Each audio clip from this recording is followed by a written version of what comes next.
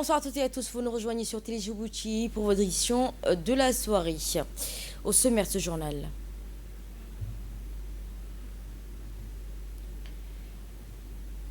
MDCD et Qatar Charity scellent un partenariat pour renforcer l'accompagnement des populations vulnérables, étendre l'accès aux services essentiels, ainsi la décentralisation et un partenariat en faveur des personnes les plus vulnérables. L'Afrique de l'Est confirme son dynamique économique en 2024-2025 grâce à des réformes, investissements, coopération régionale, stimulant l'emploi et la productivité, ainsi que l'attractivité des investisseurs. Bonsoir à toutes et à tous et merci de nous avoir rejoints sur Télé Djibouti. Nous entamons ce journal par cette signature d'accords miniers de plus de 50 millions US. Ainsi, le ministre de l'Énergie chargé des Ressources naturelles, Younis Ali Guedi, en mission à Singapour, a signé samedi 21 février 2026 un accord de coopération minière d'une valeur de plus de 50 millions de dollars avec la société chinoise basée à Singapour, TZQN. Accord qui établit un cadre général de collaboration avec l'exploitation des ressources naturelles nationales et prévoit ainsi la création d'une société de projet chargée d'exploiter les gisements miniers dans le respect des normes techniques, financières, environnementales, sociales en vigueur. Sur la période de 2026 à 30, l'investisseur s'engage à réaliser des investissements majeurs, construire des unités d'exploitation, ainsi exploiter les ressources locales, créer des valeur ajoutée à des centaines d'emplois directs, s'acquitter ainsi de redevances d'État et soutenir le développement local à travers des projets sociaux. Cette initiative s'inscrit également dans la vision Djibouti 2035 et la politique nationale de valorisation des ressources naturelles menée sous la direction du président de la République, son Excellence Manuel Guelleh, ainsi que la volonté qu'il affirme des autorités de faire du secteur minier un pilier essentiel économique et un moteur de développement socio-économique durable. Autre signature de cette soirée, signature d'un mémorandum d'entente entre le ministère délégué chargé de la décentralisation et Qatar Charity. Ainsi, le ministère délégué à la décentralisation et Qatar Charity ont procédé à une signature d'entente visant à renforcer leur coopération dans les domaines de développement local et d'inclusion sociale. La cérémonie qui s'est tenue en présence du ministre de la décentralisation, Qassim Haroun Ali, ainsi que le directeur général de l'Agence nationale des personnes handicapées. Cet accord marque une étape importante dans les renforcements des partenariats entre deux institutions, notamment en faveur des populations vulnérables et des personnes en situation de handicap. À travers ces mémorandums, les deux parties s'engagent à collaborer étroitement dans la mise en œuvre des projets à fort impact social, contribuant ainsi à la promotion du développement inclusif et durable. Je vous propose dès à présent de suivre l'intervention du ministre chargé de la décentralisation pour ses propos.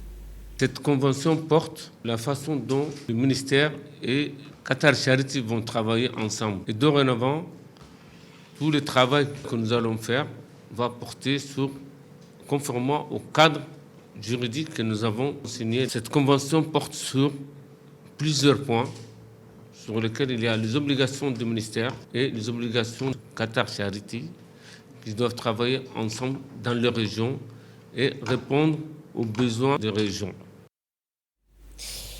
Et dans le cadre des préparatifs de la supervision des élections présidentielles prévues en avril prochain, la Commission nationale de la communication souhaite se doter d'un système de monitoring des programmes technologiques qui permettra de réguler les infos. Ainsi, le CNC a accueilli une délégation d'ingénieurs de haute autorité de la communication audiovisuelle AK du Maroc afin de lancer les procédures d'installation du monitoring. La réunion a été l'occasion d'échanger sur les modalités techniques, la mise en œuvre de ce système basé sur un logiciel appelé HMS, entièrement développé par la société HACA. Selon donc M. Adil Bourhambe, ingénieur concepteur du logiciel, est spécialement conçu pour répondre aux besoins des régulateurs audiovisuels africains. Ce logiciel connaît également le succès notable. Il est aujourd'hui utilisé dans plus de 15 pays africains pour la régulation audiovisuelle, même en Belgique qui a fait appel à l'expertise marocaine et utilise ce système de logiciel. Prenons la parole, le président de la CNC, Ali Mohamed Bio, a félicité ces sociétés marocaines qui, pour cette avancée technologique, il s'est réjoui de la coopération entre les deux institutions. Depuis sa création en 2017, la CNC a déjà supervisé 5 élections, que ce soit pour la répartition du temps d'antenne des candidats ou la supervision des contenus, l'introduction du logiciel du HMS qui renforcera ses capacités dans le traitement et analyse des données. L'expert marocain précise que les modèles et modules permettant d'étendre les régulations des langues nationales à d'autres thématiques liées à la bonne gouvernance. Par exemple, grâce au logiciel de la CNC, pourra analyser la couverture médiatique selon les genres proposés par les différentes chaînes nationales. Autre nouvelle du pays concernant la supervision et le contrôle des prix sous l'impulsion du ministère du Commerce et du Tourisme, ont mené une opération de vérification des prix au marché du Riyad sous la supervision du directeur du commerce, M. Abdi Farah. Cette initiative qui s'inscrit dans le cadre du suivi régulier des prix et des fruits et légumes dans la protection des pouvoirs d'achat des citoyens. L'opération fait partie du programme de surveillance du ministère visant à assurer le respect des règles de transparence commerciale et l'affichage obligatoire des prix. Les équipes ont également vérifié les factures d'approvisionnement, la conformité des marges bénéficiaires ainsi que la qualité des produits proposés à la vente. Cette intervention vise à lutter contre les spéculations et à sensibiliser les opérateurs économiques et acteurs du secteur privé aux dispositions de la loi sur la protection des consommateurs. Les inspecteurs ont également contrôlé les prix des produits alimentaires de première nécessité pour s'assurer de leur conformité avec les tarifs homologués par le ministère. Des vérifications ont été également effectuées dans les stocks de riz, de l'huile alimentaire, de sucre, ainsi que les dates des péremptions sur les produits. Le ministère a réaffirmé son engagement à intensifier les opérations de contrôle sur l'ensemble du territoire afin de garantir la stabilité des prix et assurer un marché équitable et transparent. Dans son intervention, le vice-président du syndicat des fruits et légumes, Yahya Issougué, a souligné que le syndicat travaille en étroite collaboration avec le ministère pour soutenir cette initiative. Ainsi, dans le cadre de sa mission sociale visant à promouvoir les valeurs de solidarité et de compassion, le Douane El Zakat a organisé dans la région d'Arta une cérémonie consacrée à la distribution des produits de Zakat ainsi qu'à la deuxième tranche du programme de parrainage des orphelins pour l'année 2025. Cette cérémonie qui s'est tenue en présence du directeur de Douane El Zakat, M. Suleiman Hussein Moussa, du président du conseil régional et ainsi que le préfet adjoint de la région, ainsi qu'un grand nombre de bénéficiaires. Au total, 102 familles en situation de précarité ont reçu cette aide provenant de la Zakat, tandis que 72 orphelins, et garçons et filles, ont été pris en charge dans le cadre du programme de parrainage. Cette initiative qui illustre les efforts constants de Douane El Zakat pour s'assurer que les fonds de la Zakat et du parrainage parviennent aux véritables ayants droit, conformément aux prescriptions religieuses et aux critères sociaux. Elle contribuera à l'amélioration des conditions de vie des familles et à faible revenu des familles en charge de d'autres orphelins. Le préfet adjoint et les autres responsables ont salué l'importance de cette action humanitaire reconnue par les efforts des Douane El Zakat pour améliorer les conditions de vie des populations vulnérables. Et dans ses propos, le directeur du Douane El Zakat a cité, remercier les autorités de la région pour l'accueil chaleureux, leur hospitalité et leur contribution au bon déroulement de cette opération. Il a également rappelé que le parrainage des orphelins représente une responsabilité religieuse et morale, contribuant à l'édification d'une génération saine, solidaire et équilibrée.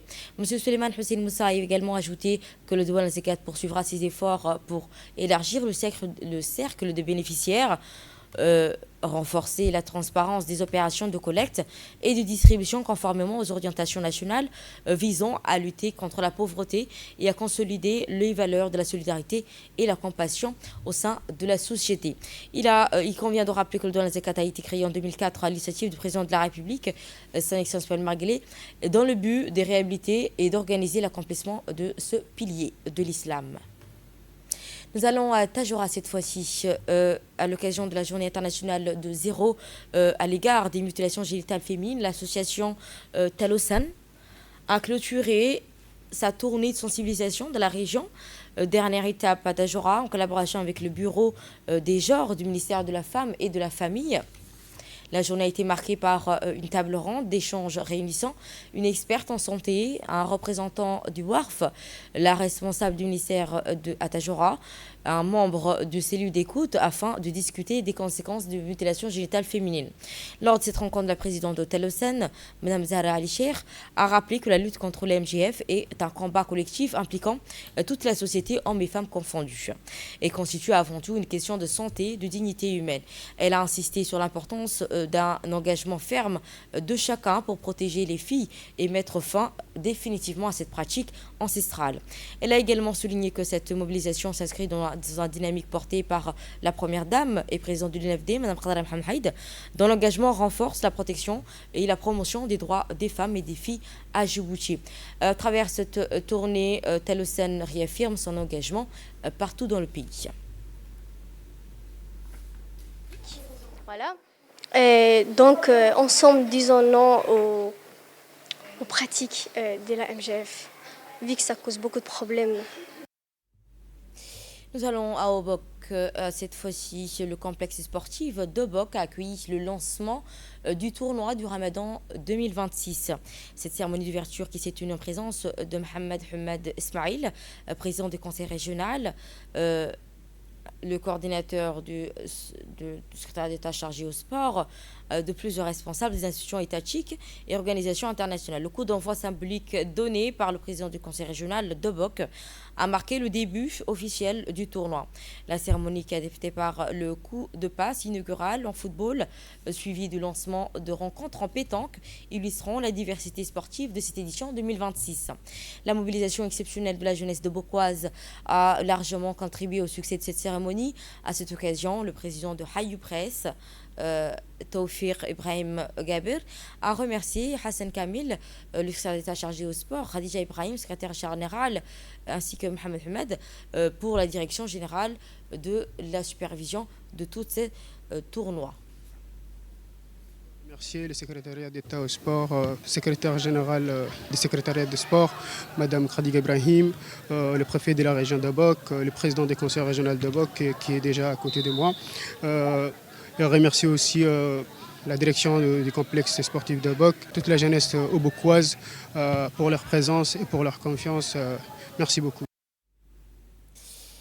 Restons dans le même registre, grand marathonien djiboutien Ibrahim Hassan Bouh s'est illustré de la plus belle des manières en remportant le marathon international d'Osaka 2026 au Japon. L'athlète international djiboutien a réalisé une performance exceptionnelle en établissant un nouveau record au marathon d'Osaka, tout en battant également le record national du marathon avec un temps remarquable de 2 heures 05 minutes et 20 secondes. Surnommé Ogas, Ibrahim Hassan Bouh est considéré comme l'un des meilleurs athlètes de sa génération dans la discipline du marathon, nourri de l'ambition de devenir un jour le meilleur du monde. Lors d'une interview accordée à la télévision nationale, le président de la Fédération djiboutienne d'athlétisme a félicité l'athlète pour cette brillante victoire. Il a encouragé à poursuivre ses efforts et de continuer dans cette route prestigieuse. Et de là, nous passons à l'actualité de nos frontières. L'Afrique de l'Est, solide dans son dynamique de croissance. Cette performance confirme le dynamique remarquable de la région, soutenue par la stabilité macroéconomique solide de la pratique publique orientée vers la croissance durable. Les réformes engagées de ces dernières années commencent à produire les résultats concrets, renforçant la confiance des investisseurs et stimulant l'activité économique et investissement stratégique dans les infrastructures de l'énergie, de la logistique, de la transformation numérique qui jouent un rôle central dans cette progression.